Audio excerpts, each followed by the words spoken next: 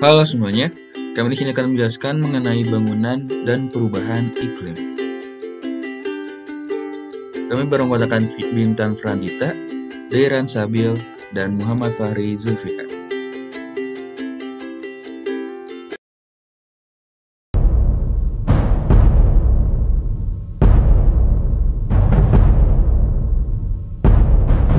Dunia kini menghadapi fase nyata imbas dari pemanasan global dan perubahan iklim.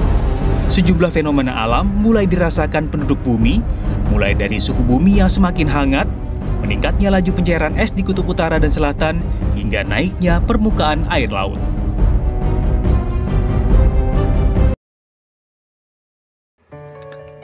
Pemanasan global atau global warming merupakan proses diserapnya panas matahari oleh lapisan atmosfer bumi yang sangat tipis untuk kemudian dimantulkan kembali ke luar angkasa dalam bentuk sinar inframerah. Pemanasan global merupakan isu global karena tidak hanya dialami atau menimpa bangsa Indonesia saja, namun hampir seluruh warga bumi merasakan dampak yang ditimbulkannya. Terjebaknya radiasi sinar inframerah ke dalam atmosfer bumi yang tipis menjadikan atmosfer semakin panas. Pemanasan global dapat diartikan juga sebagai peningkatan rata-rata temperatur udara dan air di dekat permukaan tanah di planet bumi dalam tahun-tahun terakhir ini dan diperkirakan akan terus berlangsung atau berkelanjutan. Secara terminologi, pemanasan global adalah suatu contoh spesifik dari istilah perubahan iklim yang lebih luas. Perubahan iklim dapat juga mengacu pada pendinginan global. Dalam penggunaan umum, istilah ini mendasarkan pada pemanasan umum dan mengimplikasikan pengaruh manusia. UNFCCC yang merupakan forum kerangka kerja konvensi perubahan iklim PBB menggunakan istilah perubahan iklim untuk perubahan yang disebabkan oleh manusia dan tingkat perubahan iklim untuk perubahan-perubahan lainnya. UNFCCC yang merupakan forum kerangka kerja konvensi perubahan iklim PBB menggunakan istilah perubahan iklim untuk perubahan yang disebabkan oleh manusia dan tingkat perubahan iklim untuk perubahan-perubahan lainnya. Meningkatnya pemanasan global sangat memprihatinkan masa depan bumi. Jika hal tersebut tidak segera diatasi, akibatnya bisa sangat fatal, seperti lapisan es di kutub akan mencair dan permukaan air laut akan naik.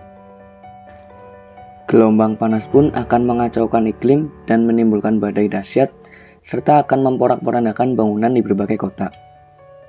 Dampak-dampak yang ditimbulkan oleh perubahan iklim tersebut diantaranya adalah meningkatnya frekuensi bencana alam atau cuaca ekstrim, mengancam ketersediaan air, mengakibatkan pergeseran musim dan perubahan pola hujan, menurunkan produktivitas tanaman, peningkatan temperatur akan mengakibatkan kebakaran hutan, mengancam biodiversitas dan keanekaragaman hayati, serta kenaikan muka air laut menyebabkan banjir permanen dan kerusakan infrastruktur di daerah pantai. Pada kehidupan sehari-hari, peningkatan suhu rata-rata harian akibat pemanasan global setidaknya 0,74 derajat Celcius per tahun selama 2 dekade terakhir. Pemanasan global banyak terjadi akibat bangunan gedung di sekitar lingkungan. Berdasarkan data dari World Green Building Council, diketahui bahwa bangunan gedung setidaknya menyumbangkan 33% emisi karbon dioksida, mengkonsumsi 17% air bersih, 25% produk kayu, dan 40-50% penggunaan energi untuk pembangunan dan operasionalnya.